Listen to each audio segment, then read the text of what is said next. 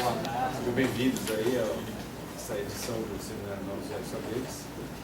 É um grande prazer de apresentar aqui o professor Paulo Inácio. Eu já vi aqui algumas vezes, o professor Paulo Inácio é professor lá da USP, do Instituto de Biologia, e vai falar para a gente de que matemática os biólogos precisam. Então, uma provocação aí para nós, biólogos, né? E só uma coisinha, temos uma boa e uma não tão boa notícia.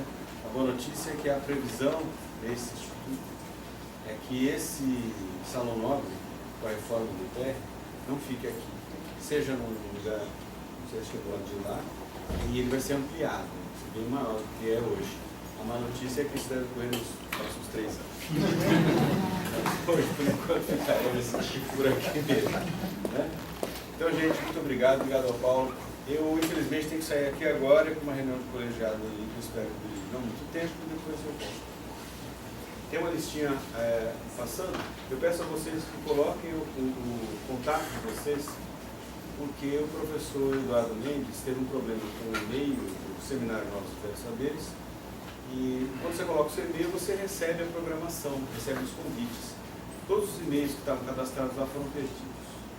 O Google não conseguiu achar, enfim. Então eu peço que vocês coloquem o e-mail de vocês para vocês receberem os comunicados. Obrigado ao Paulo.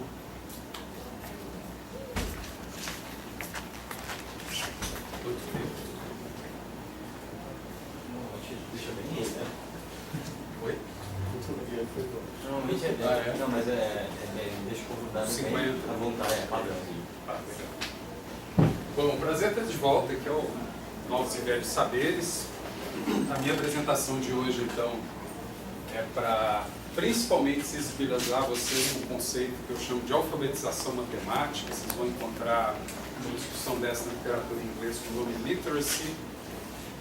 E essa apresentação, então, ela vai começar com a introdução do que seja o problema, né, a motivação, e depois a apresentação desse conceito em termos bem operacionais. Em seguida, eu vou apresentar algumas experiências de ensino das quais eu participei com esses meus colegas, principalmente, por isso que eles são coautores aqui dessa apresentação, que eu acho que ajudam a gente a caminhar na direção dessa alfabetização matemática dos biólogos. E vou terminar com algumas conclusões do que eu aprendi passando por essas experiências todas. No começo de conversa, para que não restem dúvidas, eu sou biólogo como vocês, tá? Então, eu não sou matemático, eu sofri em muitas instâncias pela minha ignorância matemática. Esse conceito de alfabetização matemática, do jeito que eu vejo, ele foi construído a partir de uma experiência própria. Se vocês quiserem, vocês podem ver essa apresentação aqui com uma certa biografia intelectual de quem entrou na biologia, escolheu fazer o curso de biologia lá no vestibular, porque não gostava de matemática. Deve ter sido o motivo de muita gente que escolheu biologia também. Acha sociais meio demais, não gosta de matemática, vamos para a biologia, né? Gosta de fumar, gosta de bichinho, legal, né? E ao longo da minha carreira fui percebendo que não é assim. A biologia é uma ciência cada vez mais matematizada, o que não é o mesmo que dizer que a biologia é uma ciência de matemáticos. E que a grande pergunta é justamente como é que a gente forma biólogos capazes de entender a linguagem matemática o suficiente para fazer boa biologia. Então, para mim, o primeiro passo é isso que eu estou chamando aqui de alfabetização matemática. Então, começando pela motivação, todos vocês devem conhecer, porque todos nós padecemos disso, é a famosa fobia da matemática que os biólogos têm, né? Exceto uma pequena minoria de privilegiados, os biólogos, entre os quais eu me incluía, agora eu consigo controlar isso razoavelmente bem, tem uma fobia de matemática, tem pavor de matemática, por experiências ruins no primeiro e segundo grau, enfim, não sei direito porquê.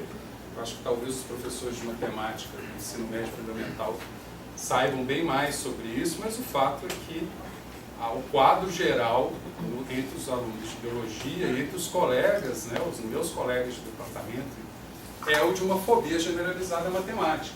No ano retrasado saiu um trabalho que eu acho que é muito eloquente para demonstrar isso. Esses caras aqui, está lá no Proceedings, no PNAS, né, Proceedings of National Academy of Science dos Estados Unidos. Esses caras aqui pegaram uma amostra de trabalhos de biologia E aí eles contabilizaram quantas equações esses trabalhos têm por página e também classificaram esses trabalhos em curtos, médios e longos. E aí contaram quantas citações cada um desses trabalhos tem. E já dão um conceito para vocês, né? Que é um triste retrato. Se você não quer ser citado, basta fazer um trabalho longo com mais de uma equação por página. Seus colegas vão evitar esses trabalhos, né? E vocês também devem evitar quando vocês estão fazendo as suas revisões bibliográficas, né? Esse é um aspecto muito evidente da fobia matemática. Você faz lá a sua revisão e aí, esse serve, isso não serve, esse serve, isso não serve, esse aqui eu não vou ler, esse aqui eu não entendo, esse aqui eu não entendo, esse aqui eu não entendo, esse aqui eu não entendo, né? Boa parte desses eu não entendo é porque tem equação demais, né? Um outro lado disso aqui é que com frequência a gente lê o artigo, quando chega na equação, pula a equação e continua o artigo, né? Todo mundo que viu é porque já fez isso. O engraçado é que o pessoal de exatas, tem alguém de exatas aqui? Opa, o que você faz? Física, ótimo, a gente precisa muito dos físicos. Os físicos são melhores até do que os matemáticos, eu acho, para nos ajudar. Porque física é uma matemática aplicada, né? Como é que o físico lê um artigo de biologia? Você pula o texto e lê a equação. A gente precisa da ajuda deles para ler as equações, eles precisam da nossa para ler o texto. E é muito sobre isso que eu quero falar aqui. O caminho é uma colaboração com as outras disciplinas mais matematizadas. Física, particularmente, eu acho muito promissor, porque a física é uma ciência da natureza que já tem um histórico longo e bem sucedido de uso da matemática para resolver os problemas. Quer dizer que nós vamos resolver os nossos problemas com a mesma matemática que os físicos resolveram os delas? Não. Mas eles podem nos ajudar. E têm ajudado, né? Nesse instituto, no curso de ecologia, eu vejo vários exemplos muito legais de interação entre os físicos e os biólogos, né? Por aí. Bom, então é isso. Eu acho que isso é um retrato da fobia matemática. Isso é um problema. As pessoas estão evitando artigos que têm muita equação. E se ele for longo, pior ainda. Perdão, se ele for curto, pior ainda. Eu não sei muito bem porquê, né? Talvez porque os artigos curtos com muita equação são aqueles artigos em que predomina a linguagem matemática. O cara não gasta muito tempo para explicar o que está ali, né? Que também é outra marca, uma diferença muito marcante entre disciplinas, né? Um artigo em física tem 2 páginas, 3 páginas, quando muito, né? O cara dá o picado. Porque a linguagem matemática é uma linguagem muito mais sintética, né? Isso a torna interessante, mas também, às vezes, assustadora. E aí, prosseguindo com essa ideia, né, você está lendo um texto em ecologia que tem uma equação no meio, né? Então, se você não é alfabetizado matematicamente, esse texto que está assim, né, é uma coisa bem simples, efeito A, ele pode ser incluído como mais um termo modelo logístico, aqui está a equação, em que inclui efeito A, onde A é o tamanho mínimo para que a população seja viável. Se você não é alfabetizado matematicamente, você vai ver alguma coisa como isso aqui, na melhor das hipóteses, igual em um A, porque o cara falou que tem um A aqui, tem E aí, puxa vida, o que significa, por que isso é feito ali, né? Então a gente fica mais ou menos como aqueles bichinhos de propaganda e desse cartoon aqui, né? Que você fala, Ginger, você não pode mexer no lixo, blá, blá, blá, e o que a gente ouve é blá, blá, blá, Ginger, blá, blá, blá, Ginger, né? Tinha uma propaganda de ração que também era assim, né? Que a dona falava, o gatinho só ouvia o nome da ração, né? Vocês lembram? Enfim, a gente fica numa situação como essa, um problema sério, a gente está perdendo uma parte da história. E o pior é que não é qualquer parte, né? É uma parte essencial. Por quê? Porque hoje a matemática é um instrumento essencial para a construção de teoria. Então, normalmente, o core da teoria, quando você tem um artigo apresentando uma nova teoria, desenvolvendo ela, o core dessa coisa está em linguagem matemática, cada vez mais, né? Foi-se o tempo que o Darwin foi capaz de enunciar uma teoria que ainda hoje é a nossa base, né? O nosso paradigma central, sem usar matemática nenhuma. Hoje em dia é cada vez mais difícil encontrar uma teoria inteira construída sem que ela se assente fortemente em linguagem matemática. Então a gente não só está perdendo uma parte da história, né, ao ler esses artigos, como a gente está perdendo provavelmente a parte mais importante da história. O blá blá blá é o mais importante. E aí esses mesmos autores que fizeram esse trabalho assim, de comparação, né, de citação quanto ao número de equações artigos, eles chamam a atenção para isso e eles identificam, em função da fobia matemática dos biólogos, que existe um conflito entre apresentar a teoria com detalhamento e a comunicação clara e acessível de um modelo matemático, por exemplo, que normalmente é como a matemática usada na nossa ciência, né, para a construção de modelos. Então existe esse conflito, a gente precisa contornar isso. Isso é uma pergunta tanto para ciências exatas quanto para ciências biológicas. Como contornar isso? Como tornar a comunicação mais fácil, o que implica em emissor e receptor da mensagem, né? A gente tem que mudar as duas pontas.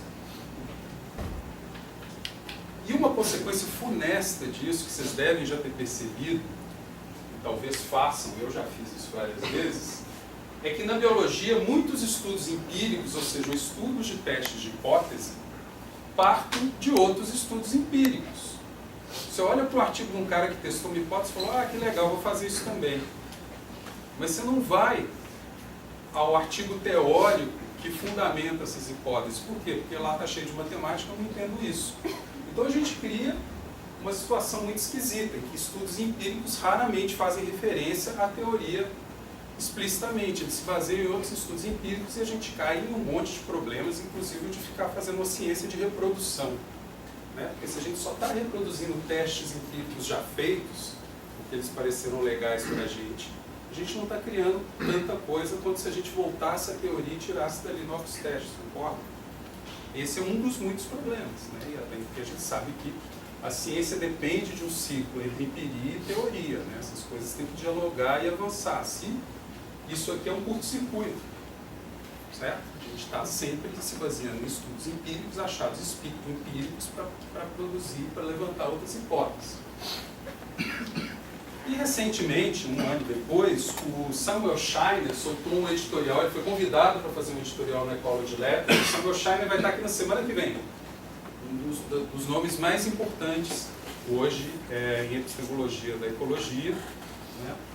E ele fez esse editorial muito curtinho, que eu recomendo fortemente todo mundo a ler. São 3 pagininhas, 2 páginas e meia, na verdade, lá na Ecology Letters. Tão importante que a Ecology Letters já publicou ele aberto ao público. Nossa, nem estão cobrando por isso, olha só. E o argumento do Scheiner é o seguinte, boa parte da literatura ecológica hoje, dos artigos, né, de novo ele pegou uma amostra de artigos e fez um exame cuidadoso para separar o que faz referência à teoria subjacente e o que não faz.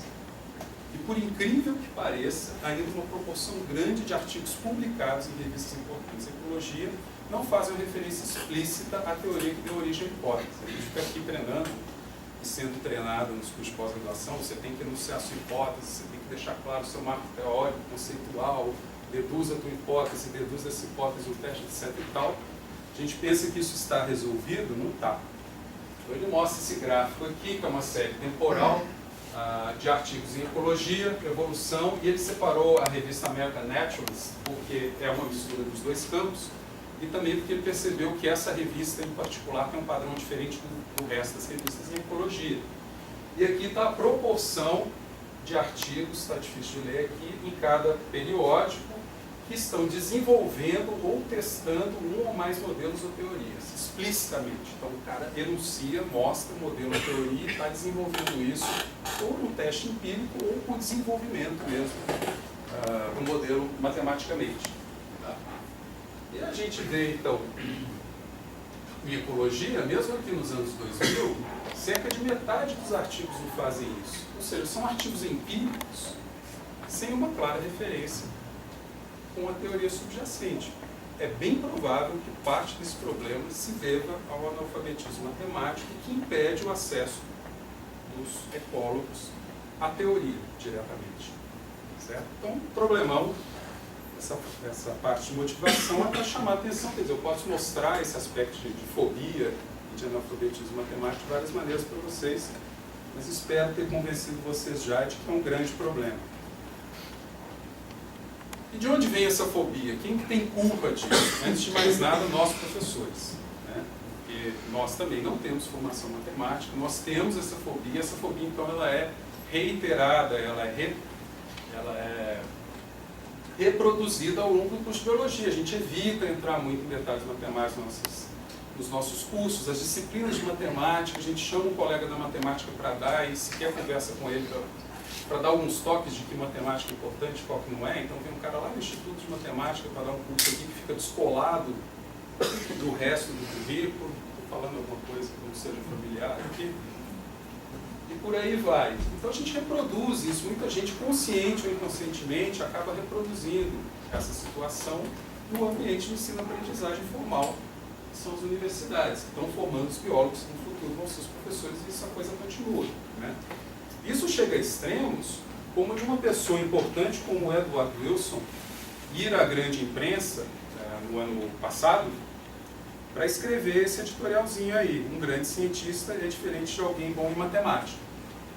Ele publicou isso no Wall Street Journal, também está disponível na internet. Vale a pena entrar no Google, colocar esse título e dar uma rastreada nos blogs de ecologia que comentaram sobre isso. Tem uma discussão muito interessante a partir da provocação dele.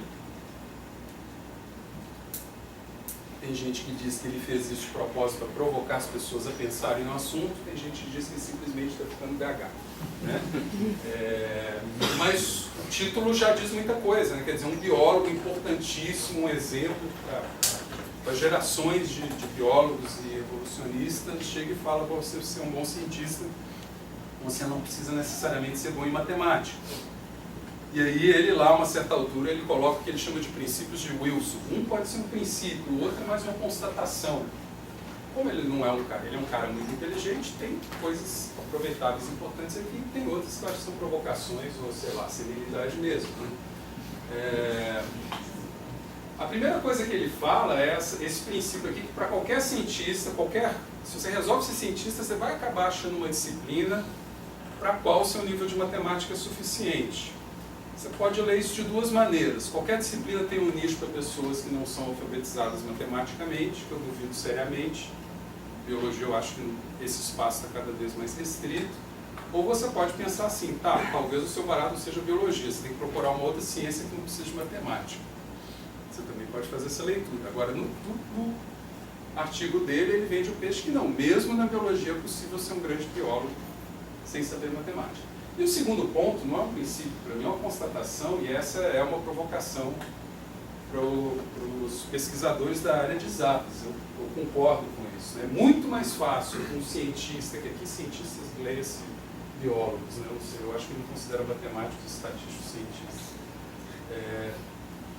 É muito mais fácil para um cientista estabelecer a colaboração com um matemático e estatístico, você bater na porta de um matemático com um problema biológico e ele se interessar por aquilo, do que o contrário, do que um matemático que desenvolveu um modelo sem ter conversado com biólogos, achar um biólogo disposto a verificar se aquilo, a validade daquilo, tirar hipóteses, testar hipóteses a partir daquele modelo desenvolvido ali.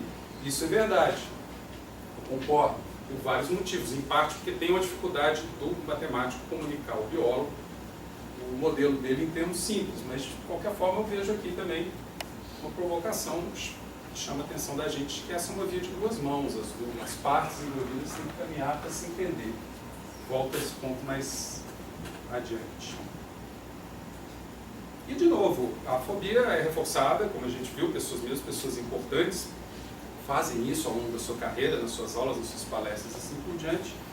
E mesmo nos livros textos, se vocês separarem os livros textos, tem um padrão que assim, eles estão cada vez mais cheios de figuras bonitas e cada vez evitam mais a matemática de verdade. Tem uma outra equação ali quando é inevitável, e aí outra leitura que eu recomendo, é a segunda, creio que a última leitura que eu recomendo fortemente todo mundo a ler, é o prefácio do livrinho do Botelho de Ecologia. Vocês usam esse livro na disciplina?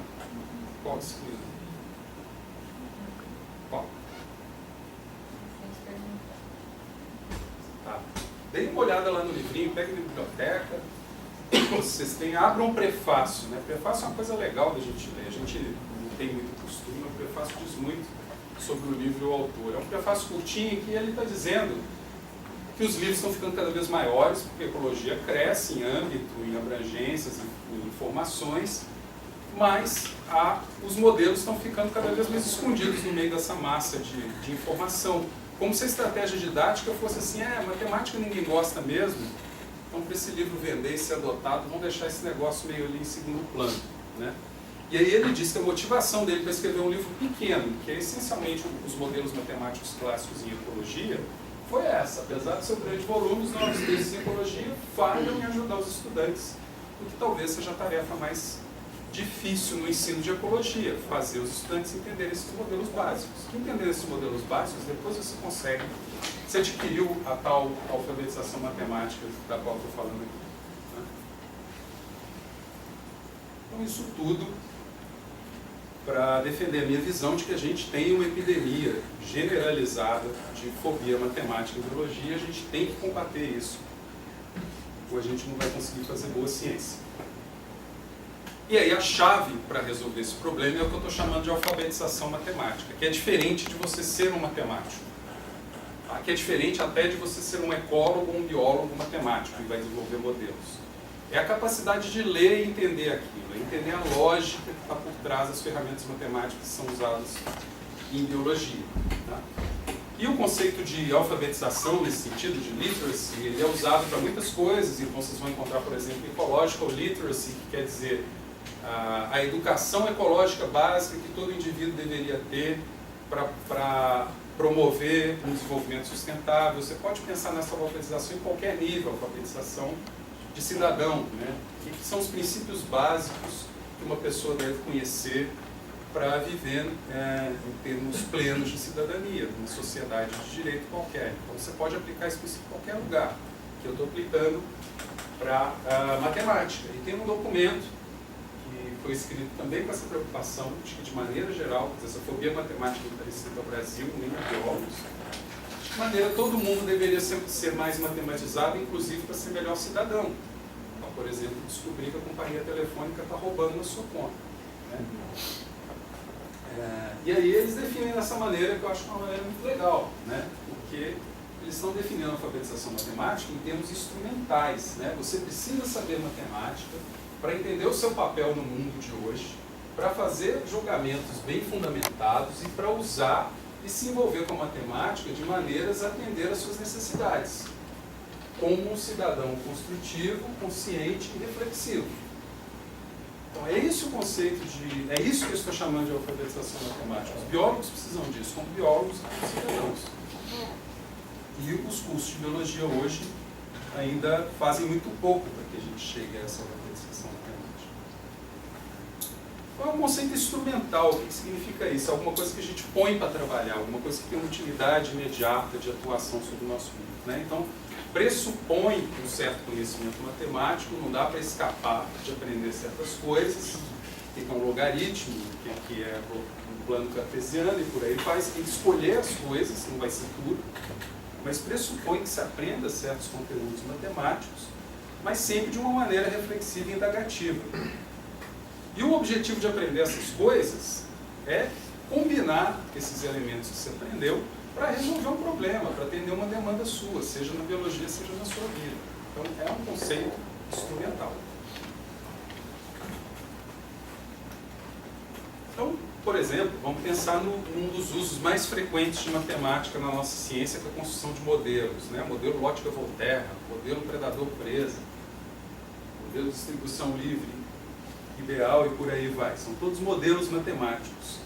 Uma maneira de você olhar para esses modelos matemáticos da perspectiva de alfabetização matemática é você tentar captar o que há de essencial em todos eles. Você começa a ensinar para a pessoa, bom, tem um monte de modelo matemático aí para um monte de aplicações.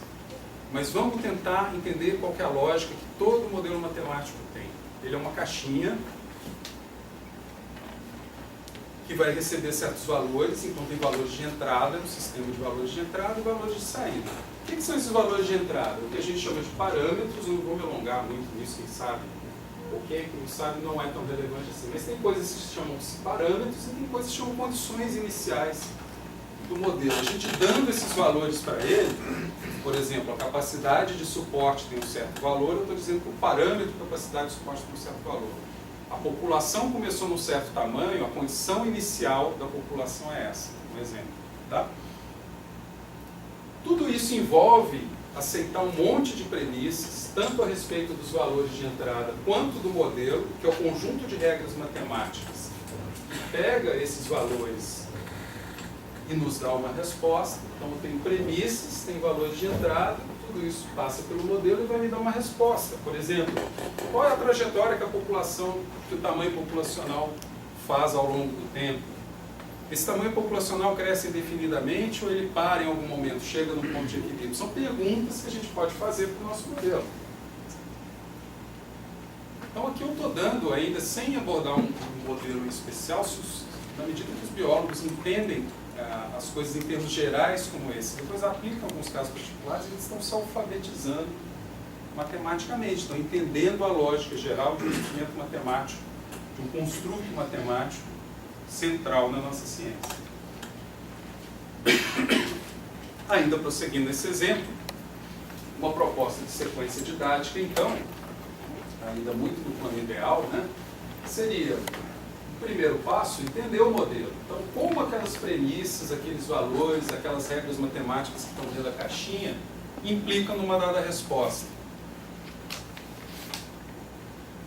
Uma vez que eu entendi isso, como é que eu, ao entender isso me ajuda de alguma maneira a resolver um problema ou uma questão em biologia? Então eu tenho o entendimento e a interpretação e a aplicação. E para a primeira etapa, tem matemática para burro nesse joguinho, né? Quem está jogando agora vai jogar com mais propriedade. A primeira etapa, que é entender como o modelo funciona. A gente pode pensar que aqueles valores lá que você põe no modelo são como botõezinhos que você mexe e você tem respostas diferentes. Então você pode ver os modelos como brinquedos mesmo, que você vai experimentando e por tentativa e erro, você entende melhor o que acontece. Você entende melhor como é que um certo conjunto de valores e de condições iniciais, com aquelas regras embutidas no modelo, levam a uma certa resposta. E, para quem não sabe, o Angry Birds é construído em cima de uma biblioteca que simula o comportamento de corpos físicos num espaço bidimensional. Então, tudo que acontece no Angry Birds respeita as leis da física clássica, só que no espaço bidimensional, tá? Não é bidimensional como o nosso. Além do tempo, claro, tem os dois. Então, mesmo sem saber, vocês estão aprendendo alguma coisa de física quando vocês jogam Angry Birds. Já está ultrapassado, né? Agora é outras coisas, mas enfim. Esse eu gosto porque tem por trás uma biblioteca computacional de física, né? Inclusive, vocês vão encontrar muitas páginas da internet como essa que usam Angry Birds para ensinar física. E é um instrumento de ensino-aprendizagem poderoso, né? Aqui a gente tem mais de um grupo aqui na UFPA fazendo experiências sensacionais usando jogos como ferramentas de ensino-aprendizado, né? É realmente muito poderoso. Eu acho fantástico o trabalho que tem sido feito aqui. Então, a primeira etapa é essa. De alguma maneira, você tem que ajudar as pessoas a olharem para o modelo, experimentarem uma hipótese que, para biólogos, que são bichos muito, muito concretos, né?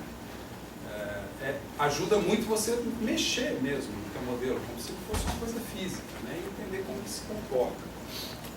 É mais fácil do que a abordagem analítica. Se vocês forem numa aula de física, de cálculo, o comportamento de um modelo, né, é apresentado para os alunos de maneira analítica, pelas propriedades matemáticas. Você deduz aquilo matematicamente e as pessoas entendem. A cultura do biólogo não é essa, a gente precisa se conscientizar disso. Então, legal. Simulações podem ser brinquedos heurísticos, né? Tem um monte de programas aí. Eu, junto com o meu colega Alexandre Dallara, a gente desenvolveu isso aqui. Isso aqui é uma tela de uma interface que a gente desenvolveu para simular diferentes modelos ecológicos. Os modelos estão no livro do Gotelli, a gente começou por eles, e agora tem vários outros. E a ideia é justamente essa. Aqui, por exemplo, é um modelo de metapopulações. Você pode... Bom, aqui são condições iniciais, né? O tamanho, desculpa, o tempo que você vai deixar rodando a simulação, o tamanho, o número de manchas, né? 20 por 20, 400 manchas. E aqui você mexe os parâmetros do modelo de metapopulações, né? Quantos por cento das manchas vão estar ocupadas no início, qual é a probabilidade de colonização, qual é a probabilidade de extinção. São botõezinhos que o aluno vai mexendo e vai vendo as consequências de você aumentar a colonização, diminuir a predação e por aí vai, né? Dado esse tempo aí, ele vai te gerar gráficos como esses aqui, animações, enfim, né? Então isso aqui é a proporção de manchas ocupadas num cenário e no outro. Eu mexi o botão e eu descobri que aqui eu vou para uma certa proporção constante de manchas ocupadas e aqui eu tenho extinção regional. As manchas ficam todas vazias. Por quê? Porque eu mexi naqueles botões e as coisas mudaram. E olhando para esse resultado, olhando para os valores que eu coloquei nos dois botões, eu posso entender melhor o que é esse tal modelo de dinâmica de metapopulações lá do LEV, criado em 1966, se não me engano. Certo? Então a ideia é essa. Aqui na UFBA a gente também tem um monte dessas experiências com joguinhos. Eu queria fazer mais uma propagandinha. A gente tem então experimentado vários roteiros, sequências didáticas usando diferentes recursos computacionais, como é esse programa, com planilhas eletrônicas. Tem um monte de coisa que você pode fazer numa planilha eletrônica, práticas muito legais, simplesmente uma planilha eletrônica e um monte de outros recursos computacionais. E a gente resolveu juntar todas essas sequências didáticas, esses roteiros, nessa página que se chama Eco Virtual. E o propósito é que isso se torne um portal que congregue professores e alunos interessados no assunto e que a gente faça tipo uma Wikipedia de sequências didáticas que usem recursos computacionais para o ensino de matemática e biologia. Né? Então visitem o Eco Virtual, o endereço é ecovirtual.ib.usp.br. Comentários e voluntários são muito bem-vindos. Tá? Só para dar uma ideia, esse, por exemplo, é o roteiro de efeito ali. E nesse caso aqui a gente está usando um recurso que tem gráficos, bom, depende da velocidade da internet, né? Mas tem gráficos interativos online.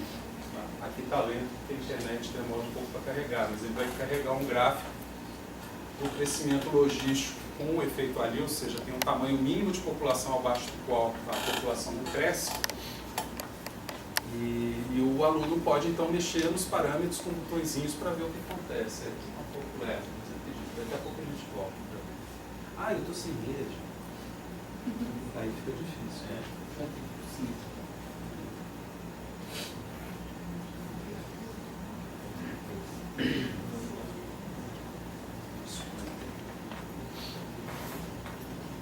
O UFBA convidado está aqui.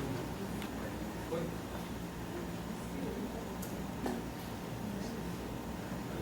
Taxa.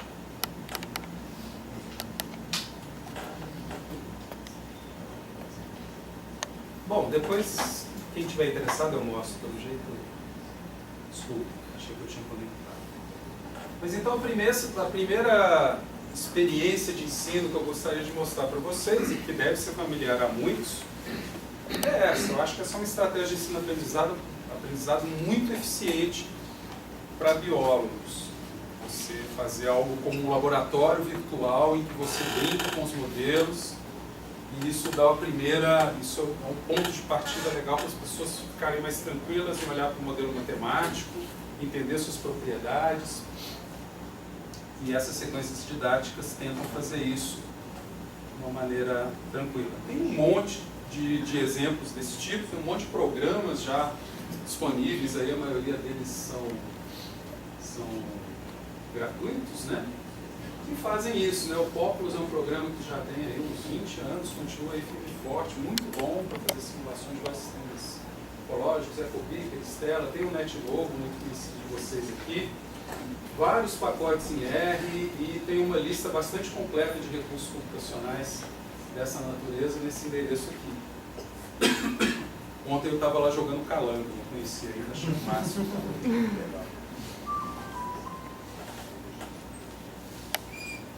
Legal. O segundo ponto é ainda como, vocês veem que aqui eu estou falando de estratégias de ensino. O que há por ser ensinado é tentar chegar a essa tal alfabetização matemática. Para ensinar a gente tem que saber qual é a nossa meta, né? Quais são as aptidões, quais são os conteúdos e habilidades que a gente quer ao final da experiência de ensino-aprendizagem alcançar.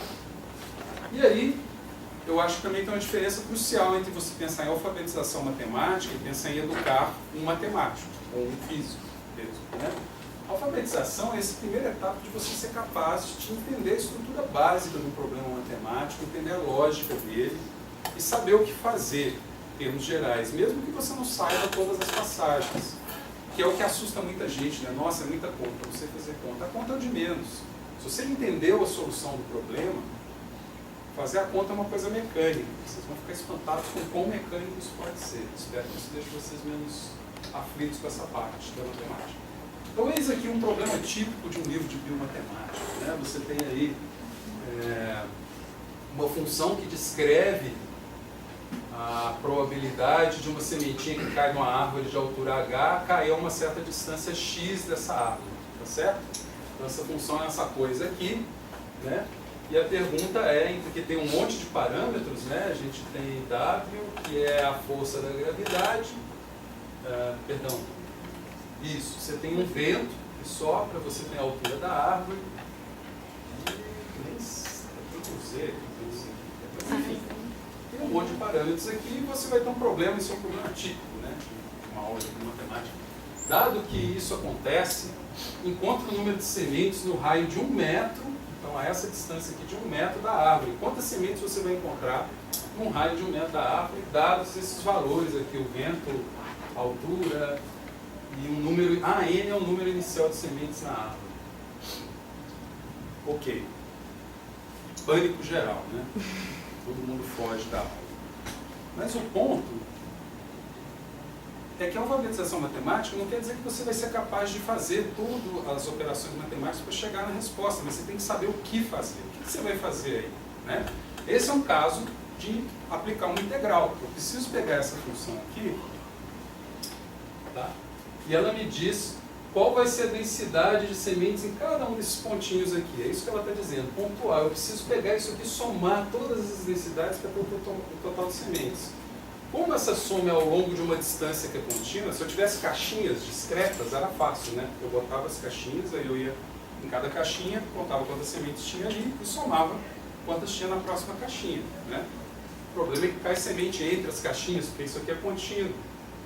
Então você pode pensar em colocar caixinhas cada vez menores e contar quantas sementes tem em cada uma dessas caixinhas e encostar elas umas nas outras. Isso é integral. Você está somando frações muito pequenininhas, tá? Não tem como você dar um conceito intuitivo de integral e falar, você precisa integrar essa função daqui até aqui, as pessoas entenderem a lógica disso. Certo? Feito isso, o resto é conta. E aí uma coisa incrível é que a gente tem programas que fazem isso. Eles fazem matemática para vocês, tá? Para vocês perderem o medo dessa parte. Porque essa parte é tão trivial que hoje até um computador com uma máquina faz. E é possível você construir todo um desses programas. Esses programas são chamados de programas de álgebra simbólica. Então, esse aqui é um programa de uso livre, né? Open source, que é o Máxima. Tem o programa proprietário mais conhecido é o Matemática, que faz isso, mas tem vários outros, todos eles seguem a mesma lógica. É possível entregar para um aluno um roteirinho que ele abre nesse programa e olha que bonitinho, está aqui, solução do exercício, né? E a solução desse exercício passa por 3 passos. Primeiro eu tenho que definir a função a integrar, depois eu calculo a integral analítica, e por fim, nesse caso, eu preciso fazer uma aproximação numérica. Se ainda essa coisa está parecendo estranha, o aluno clica aqui no primeiro passo, e aí tem aqui uma explicação, né? Defina a função que será integrada. E aí tem a linguagem do programa para você definir essa função, né? A notação, essa notação aqui significa que é uma função de x, não é tão difícil assim, né? Que é igual a tal coisa, né? Aí eu escrevo que é uma função de x que é igual a isso aqui, que é aquela expressão que está lá no outro slide, e tcharam. Eu mando o programa executar, ele escreve a expressão igualzinha que estava lá para mim. Perfeito. Aí ele só está escrevendo, né? A mágica mesmo acontece quando você entende que a solução do problema passa por integrar. Eu preciso integrar essa função de menos 1 a 1, porque o raio é 1, né? Então eu tenho que pegar de menos 1 da árvore até 1, certo? Eu estou olhando numa linha, para facilitar a vida, né? Agora integre a função de menos 1 a 1. Use-o, é só você dar um comando integrate. Integrate o quê? O que é de x? Está aqui, de menos 1 a 1. E pasmem, essa geringonça fazer isso para vocês.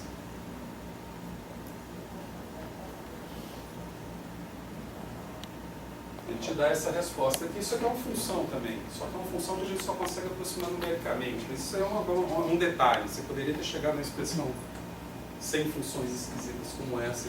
E aí a aproximação numérica é só para você conseguir o número. Está explicado aqui. Qual que é o ponto aqui? Eu posso construir roteiros vivos em que as pessoas entendem quais são os passos críticos e você se alfabetiza, você entende tudo bem. Eu não sei fazer essa integral na mão, mas o importante realmente não é isso. Isso o computador faz para você. Agora, você entender por que a solução desse problema passa por fazer uma integral é que é a tal alfabetização. Legal? Tem um monte de programas que permitem esse tipo de roteiro. Legal? E aí você verifica os passos da solução e perde um pouco do medo dessa parte que parece a mais complicada, né?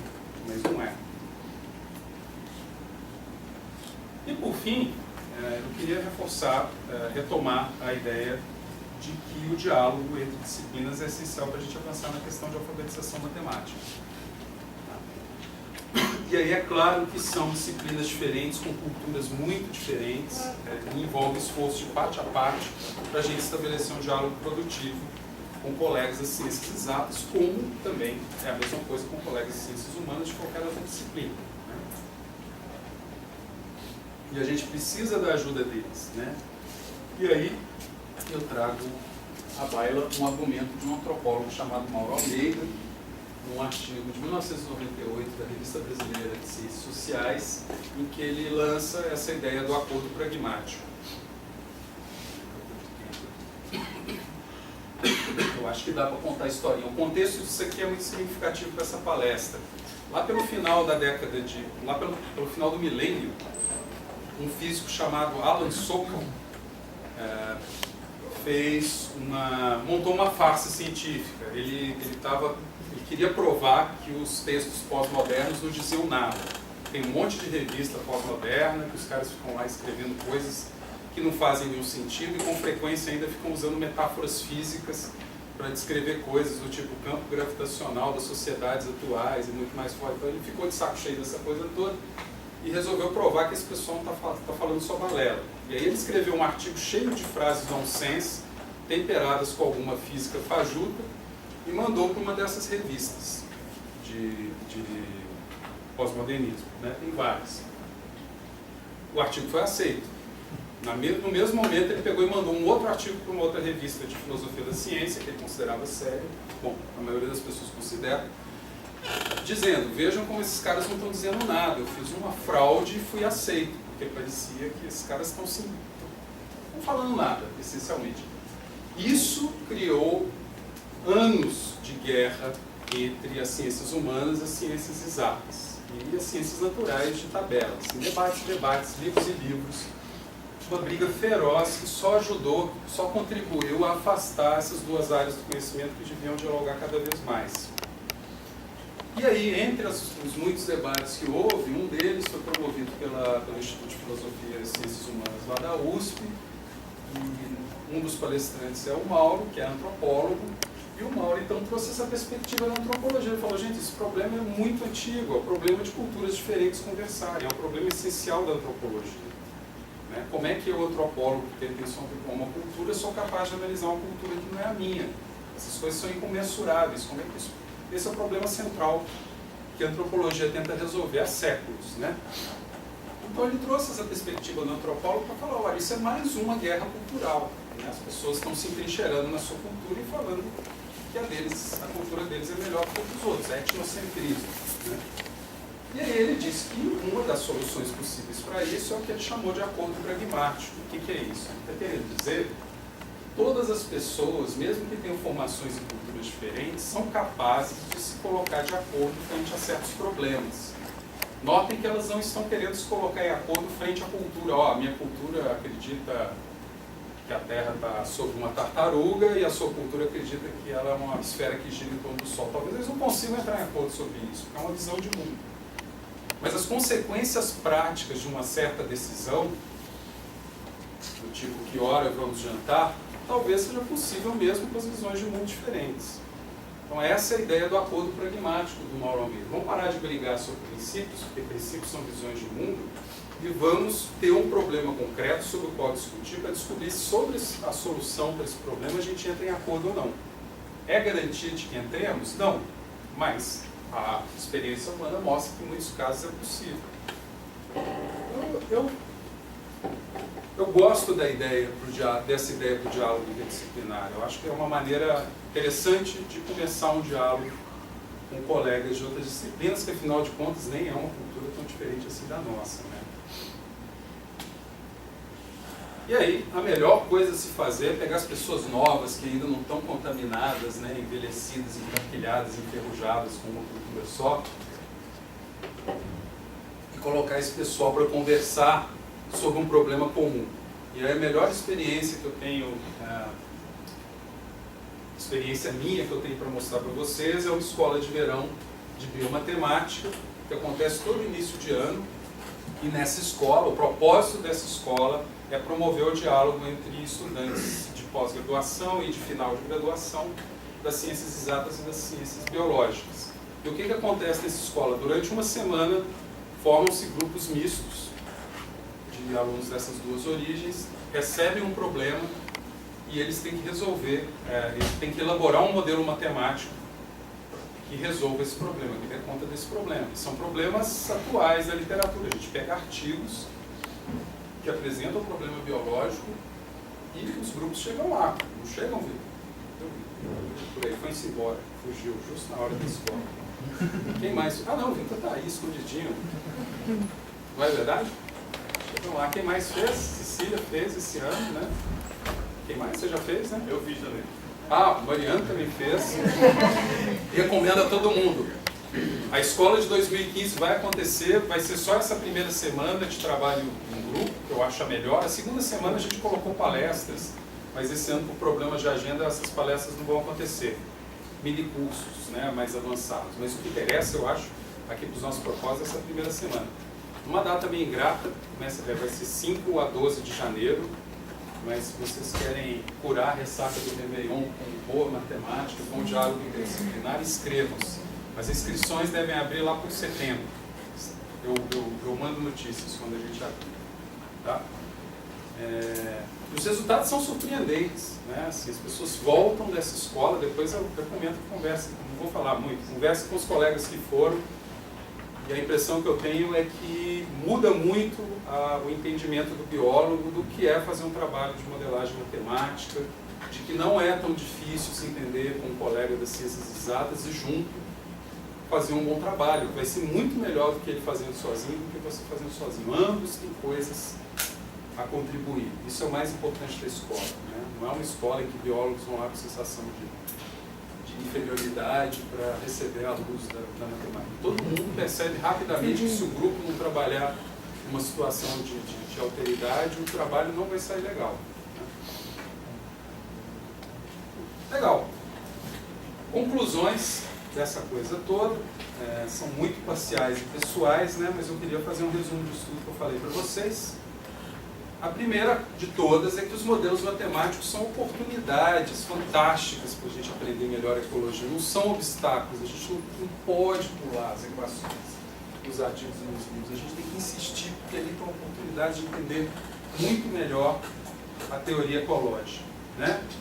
Eles são maneiras muito efetivas, é uma linguagem sintética, precisa, que partindo de certos postulados, depois que você faz a coisa certa, matemática é fascinante porque é um sistema que leva de verdades a verdades, né? Desde que você comece com, você aceite certos postulados e fizer matemática, você só vai chegar à verdade, é incrível, né?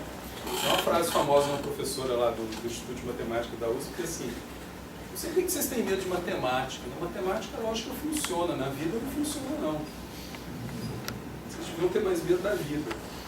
Mas, então, só uma maneira muito efetiva de ensinar a teoria como uma teoria deve ser, né? Um conjunto de assertivas precisas na forma de premissas, relações e os valores, né? Uma estrutura de teoria tem que ser assim. E a matemática, como um sistema lógico formal, ela também vai treinando você a deduzir, a fazer a dedução rigorosa a partir das assertivas, né? Então você deduz consequências das coisas corretamente a partir de certas assertivas ou de deduções anteriores. Um sistema lógico formal, como é a matemática, isso é só o que acontece, isso acaba te treinando a raciocinar dessa maneira, né? E por isso mesmo, você cria interfaces possíveis, por exemplo, com o ensino de lógica formal, de epistemologia, de história da ciência, que também são conteúdos e habilidades muito necessários para qualquer pesquisador, né? Modelos matemáticos e matemática, de maneira geral, oferecem muitas oportunidades de nos dar uma formação mais sólida. O segundo ponto, que eu espero ter ficado bem claro aqui, é de que a ênfase nesse primeiro momento do ensino, estou falando do ensino básico de matemática para biólogos, é na alfabetização, né? E aí, a gente tem que conversar melhor com as pessoas que dão as matemáticas, né, os colegas que dão as disciplinas matemáticas nos nossos cursos, porque as emendas tradicionais do ensino de exatas, o cálculo 1, 2, 3, 4, o álgebra linear 1, 2, não enfatizam esse conceito de alfabetização. É uma outra lógica voltada para um outro tipo de aluno. A gente precisa pensar, em geral, afugentam os alunos de biologia, né? Afugentam, ou eles estimulam, ou eles encorajam. Então a gente tem que pensar em emendas e programas que se orientem com conceitos e habilidades necessários, né, para os biólogos. Pegar né, fisgar o cara de saída, olha que legal, como é que isso é útil. Né? De um conjunto bem definido de teorias. A gente tem que ter em vista as teorias que a gente acha que ensina melhor com essa alfabetização matemática e voltar ao ensino para isso, na minha opinião. Portanto, a gente precisa de novas sequências didáticas, de novos métodos, de novas emendas e programas para as nossas disciplinas. E isso passa por conversar com nossos colegas das exatas, né? Por fim, eu vejo um potencial imenso em ferramentas computacionais. Hoje em dia todo mundo adora ficar na frente do computador, né? Deve ser hoje, a gente fica na frente dessa máquina há muito tempo e gosta. Então, ferramentas computacionais oferecem também um monte de oportunidades de aprendizado, e é um aprendizado interativo, isso é muito legal, né? As simulações, particularmente, estimulam um processo de descoberta que hoje deve ser o processo de descoberta mais comum entre crianças e adolescentes, que é o tentativa e erro, né? A geração do clica para ver o que dá. Eu acho que, bom, enfim, aí está um pouco o papo de velho, né? Porque o clique custa muito pouco, né? Na minha idade, certas opções custavam mais caro. Hoje, no mundo virtual, tudo custa muito barato, então beleza, tentativa e erro está ficando uma maneira um modo de descoberta cada vez mais popular, né? Legal, por que não usar isso para construir simulações em que a pessoa aprende por tentativa e erro?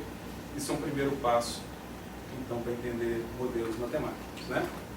E por fim, a gente tem todos esses outros sistemas de álgebra simbólica e computador que fazem a parte mecânica dos cálculos. Isso é bom porque foca na solução do problema, que é o que interessa, que é o que só o cérebro humano é capaz de fazer, criar a solução do problema dado, e desmistifica um pouco essa parte mecânica da matemática do cálculo, né, da conta, que de fato não é a coisa mais importante. Isso também pode ser uma maneira de estimular as pessoas a entenderem melhor para que a gente pode usar matemática.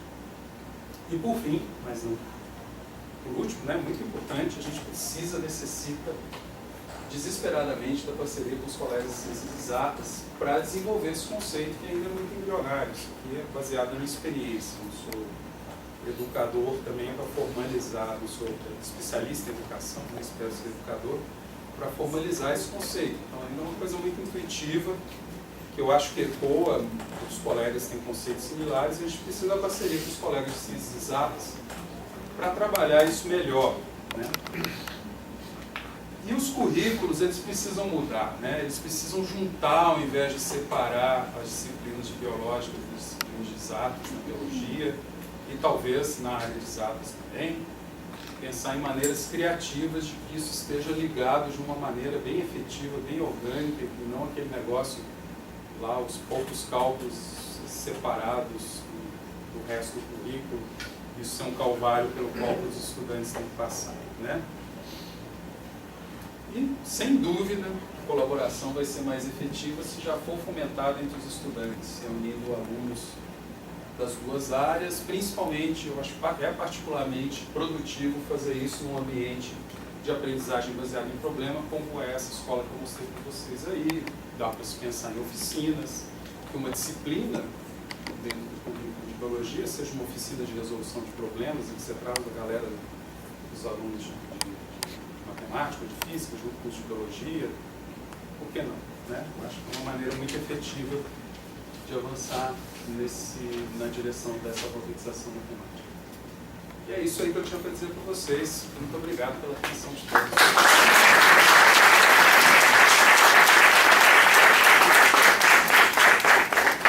Perguntas?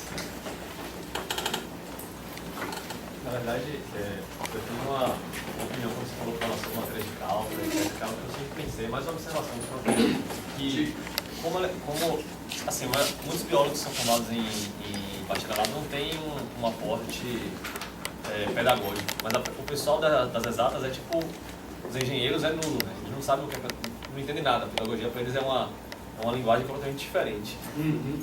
Eles acham que acabar com a vida dos alunos na sala de aula é um bom método de aprendizado. Então, para além dessa limitação de linguagem, tem a limitação de cultura também pedagógica, né? O que perpassa a sua concepção de sala de aula, a concepção de professor e tudo mais. Sim. E isso é uma limitação drástica para a gente pegar a matéria de engenharia e tudo mais. Tem essa cultura, né? O cálculo 1 é uma disciplina que reprova tradicionalmente mais na metade, né? Isso é uma cultura, até certo ponto, cultivada, né? Eu também paro o cálculo. Eu quase. Eu tentei de fazer cálculo 1 no meu último semestre, tinha que me formar, quando eu vi eu estava pendurado no lustre. Passei uma pena, eu passei. Mas quer dizer, enfim, são as culturas, isso deve ter uma razão de ser, né? Mas tem de fato essa cultura que no caso do biólogo está chegando de outro contexto, não é engenheiro que já entra e fala, nossa, cara, no primeiro dia ele já ouve, né? Ó, cálculo 1, se prepara, você vai ter que se matar de estudar. Então tem uma cultura dos estudantes e dos professores que mantém isso. Se você cai lá de paraquedas, você sai correndo em geral, né? Então, o que não quer dizer que não vai tornar a coisa mais fácil, né? Não sei, tá certo. Pois não. Bom, é só para complementar o que falou o Monta. Por exemplo, uma experiência que eu tive sempre desde o ensino fundamental era que os professores de matemáticas e física, eles eram os que solucionavam o mundo. Então, o ego deles era era o maior do mundo. E você era um pobre ou estudante da escola, ou um pobre estudante de biologia que finalmente você não vai entender nada. Então, muitas vezes o que era dado em aula era como, coitados vocês. Aí, se vocês conseguem solucionar essa equação.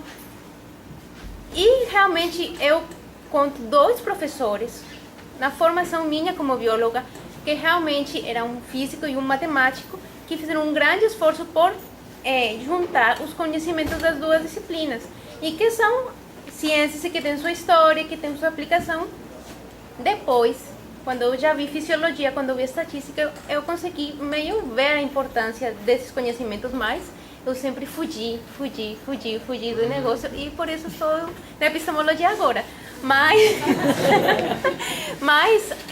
eu tinha que fazer um trabalho assim, de não agressão com as matemáticas, porque eu sei que elas auxiliam muito na explicação de muitos dos fenômenos que nós pretendemos estudar, até mesmo dentro da epistemologia. Então, aí você vai para a filosofia e você descobre que a lógica... exatamente, você precisa. A lógica formal da matemática também para a par, né? Mas eu acho que é bem importante as 2 coisas. Esse diálogo interdisciplinar que tem que ver muito com a cultura. Sim. Em sala de aula. Sim, isso é muito... é difícil, você ouça. Eu vi muitos biólogos em formação quando eu estava na Colômbia. Eu não vou pegar essa disciplina de bioestatística porque eu tenho preguiça, eu não entendo nada disso. Isso não preciso. Sim. Tristemente. Então, eu acho que como o problema são diferenças culturais, eu volto a insistir na ideia do acordo pragmático. Aliás, eu falei que ia falar para ler só. Leiam esse também. Esse foi um artigo que mudou muito a minha maneira de ver o mundo na época que eu estou aqui. No meio do doutorado, caíram várias fichas para a vida, para o universo e tudo mais. volto a insistir na ideia do acordo pragmático. Se você começar a discutir, vocês fazem assim, eu faço assado, vocês são prolixos, vocês são sintéticos, a coisa não prospera. Agora, se você chegar com um problema concreto e falar assim, olha, a gente tem esse problema aqui em biologia, tem até esse modelo matemático aqui que eu não entendo direito, que um cara propôs, como eu não entendo direito, eu não sei se está certo, se está errado, se dá para fazer mais do que isso. Podemos trabalhar em cima disso? A coisa vira. Isso é experiência prática, não tem uma razão teórica ou pedagógica, mas estou dizendo que eu já vi isso dar certo muitas vezes. Você está discutindo em cima de um problema concreto, e aí é mais fácil se colocar de acordo, né? E alguns acordos podem ser, inclusive, assim, olha, o que você está me propondo aqui é uma matemática complicada demais para escolar entre biólogos. Tem uma solução mais simples, mesmo que seja uma aproximação? Não é o que você está sabendo. O cara da outra ponta fala, não, tem, vamos fazer isso aqui com uma aproximação razoável. Se a gente deixar explícito no artigo, isso é uma aproximação razoável de maior utilidade, se me deixa, sei lá, no apêndice a solução completa, as coisas vão. Então, é possível todo tipo de acordo, né? Isso, eu acho que isso é da essência humana, desde que você tenha duas pessoas ou mais dispostas a alcançar uma dada meta, né? A cooperação é um traço típico do ser humano. Você queria perguntar? É nesse sentido mesmo, né? Se existe na USP ou se você vive em algum lugar, já no início uma solução para esse problema, né? De interação, de introdução à linguagem matemática por parte dos biólogos. Já que os cursos formais da áreas exatas são muito duros. Sim. Então já existem algumas disciplinas de modelagem, nós da física, né? Eu, Garcia, Sonia, a gente já faz alguns cursos assim, introdutórios, mas assim, é necessária uma formação, mínima que seja necessária. Então, como fazer essa formação sem ser tão maçante, tão duro para o pensamento e a filosofia dos biólogos?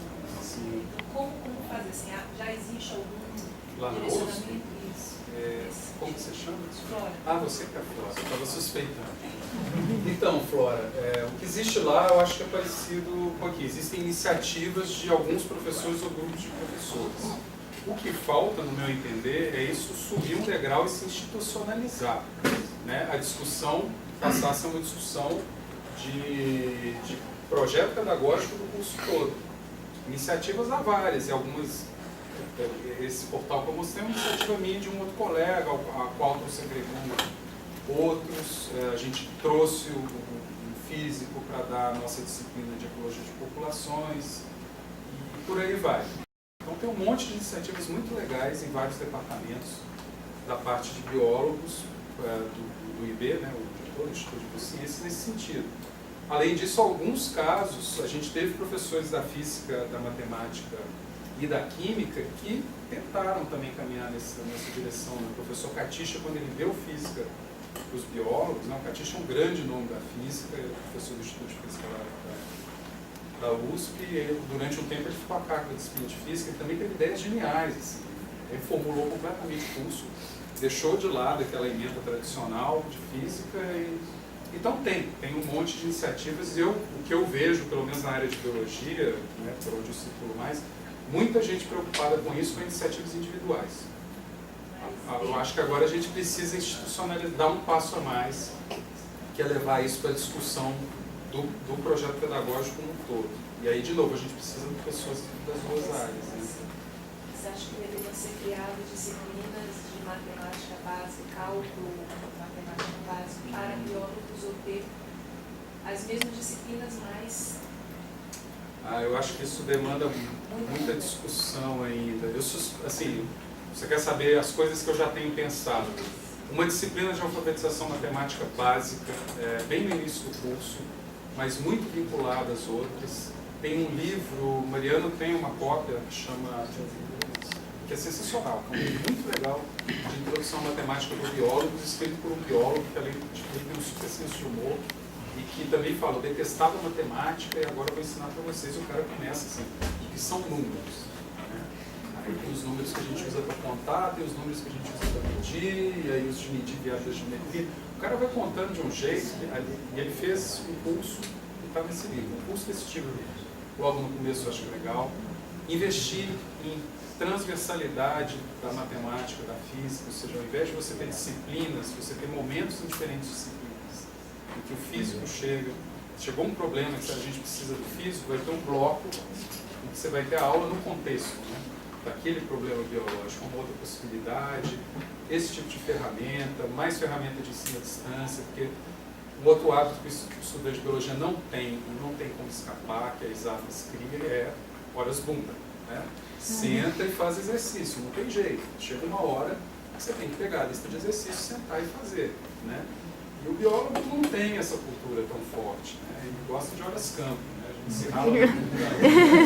É verdade, assim, as pessoas se admiram com a nossa resistência no trabalho de campo, na tomada de dados. Falam, nossa, fica muito tempo coletando dados, não é possível. Mas sentar e fazer exercício, principalmente matemática, e aí de repente ferramentas de ensino à distância podem estimular o cara, né? Testes, enfim. Eu acho que tem que juntar as pessoas interessadas nisso, que têm boas experiências. Eu diria que primeiro seria legal ter um grande feirão, né? Todo mundo mostrando quais são suas experiências bem e mal sucedidas, e a partir daí, com a ajuda de pessoas que sabem coordenar esse tipo de atividade, e sistematizando aos poucos até chegar a uma proposta pedagógica de currículo. Né? Agora, o que me parece certo é que o formato hoje adotado não funciona. Talvez piore a situação. Pois não, Rodrigo. Queria só chamar a atenção aqui de uma das iniciativas que a gente tem no envio aqui. Mariano está aqui, ainda bem que chegou. Ele pode falar um pouco mais sobre a disciplina nova que você aprovou há pouco tempo. E seria muito bacana você falar a respeito disso, porque eu acho que tem gente da graduação aqui também, pode ser um importante passo até de interação com o pessoal da física, você, Garcia, ou o pessoal da matemática, como o senhor Nito. E só um comentário rapidinho sobre essa coisa de mudança de paradigma, né, de biólogos, físicos. Acho que a Elane é um bom exemplo disso, porque ela interagiu diretamente com você, com o Craig, lá na coisa do primeiro curso, e quando o retorno de fato é uma outra visão que a gente tem. E lógico que ela é mais suspeita ainda por causa dessa interação mais de perto com o pessoal da matemática, com o pessoal da física lá.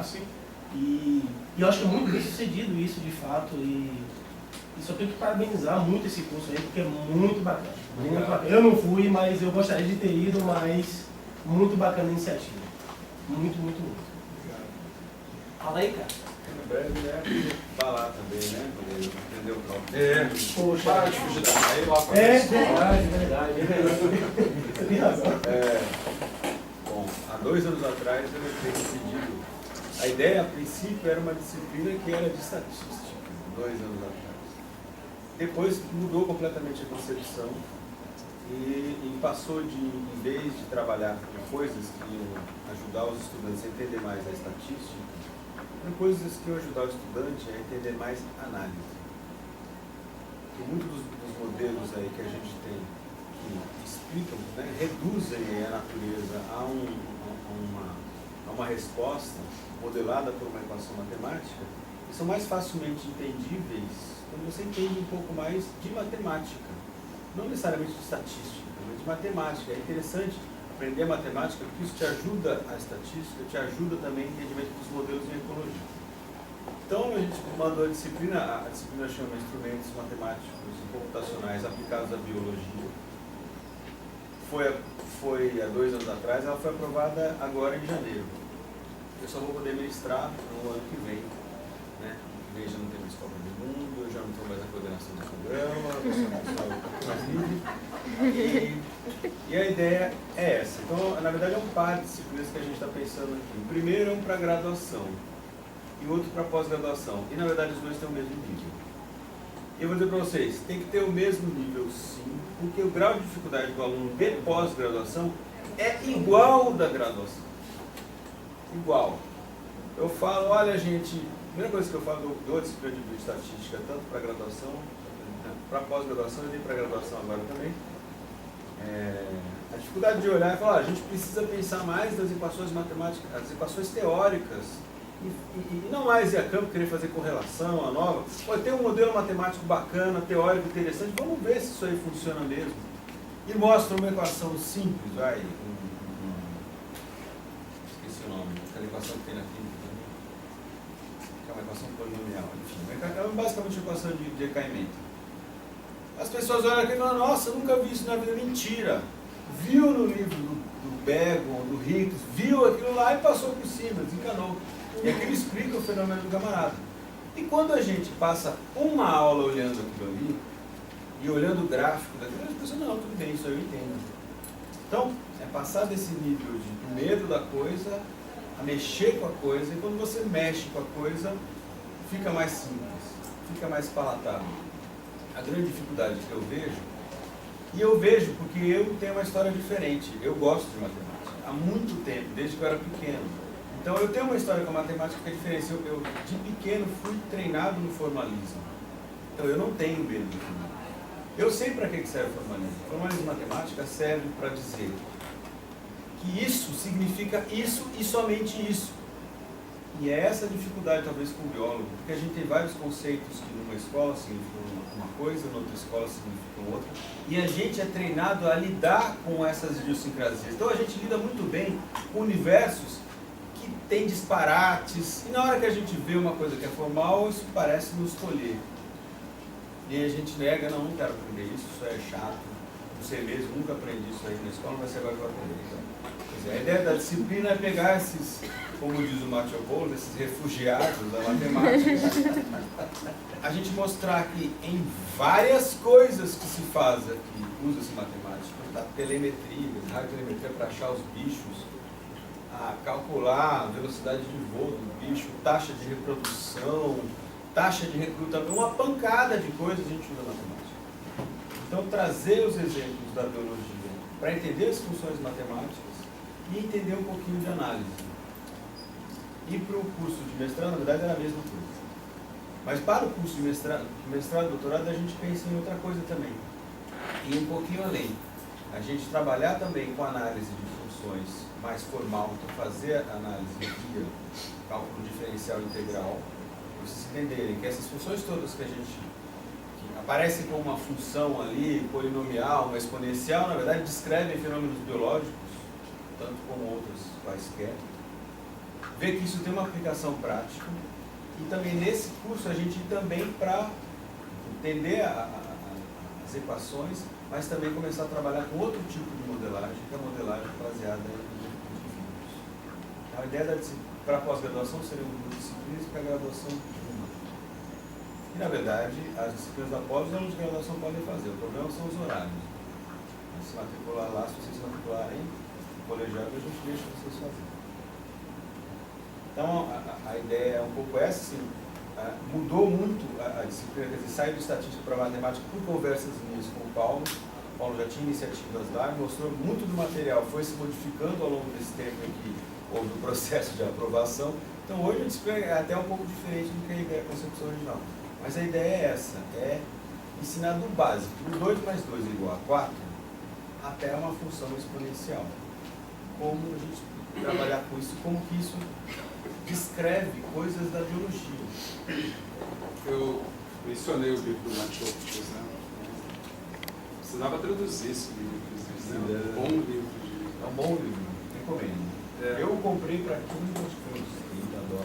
Então, falando de disciplina na graduação, a gente tem uma experiência recente, me parece muito bem sucedida lá também. A gente criou uma disciplina bem parecida, com um perfil muito similar a esse, chama Ecologia Virtual.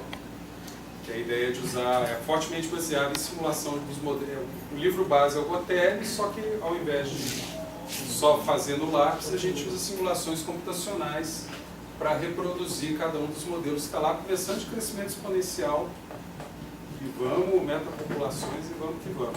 Né? Um sucesso, uma disciplina bem legal. O monitor foi o Vitor Rios, um dos monitores, que vocês conhecem, né? E aqui, por exemplo, uma questão da prova. A gente entrega a prova para levar para casa. Eu acho que tem que fazer a coisa ficar divertida também, né? E aí, ó, uma questão que você recebeu a tarefa de manejar 2 populações de galinhas esféricas havaianas. Uma das populações se encontra em uma ilha de ambiente muito instável devido a erupções constantes de vulcões. A outra população é pequena, mas está em uma ilha sem vulcões ativos e de ambiente muito estável. Aí use o pacote, que é esse pacote R que a gente tem com os botõezinhos, para simular as duas situações descritas acima. Imagine que o seu objetivo é manter as populações viáveis ao longo do tempo, propõe e explica o método de manejo in situ que reduz o risco para cada uma das populações. E vocês precisam ver o tipo de resposta, que sai muito legal, inclusive com desenhos das galinhas esféricas. Essa questão é do Vitor, que fez uma questão melhor ainda que eu estava tentando achar e não encontrei, que é a questão da segunda prova, que era com unicórnios, donzelas e dragões no arquipélago sobre biogeografia de ilhas. Muito boa. Então, de novo, é isso. Eu acho que tem muita gente fazendo coisas muito legais, né, iniciativas legais. E essas coisas eu acho que já estão amadurecidas o suficiente para a gente tentar dar esse segundo passo, né, de pensar em planejamento pedagógico geral na graduação e na pós. Né. Que vai passar necessariamente por primeiro os professores dos cursos fazerem curso de matemática, porque a gente também não tem essa formação. Né. Legal. Mais perguntas? Gente, muito obrigado então pela presença de vocês.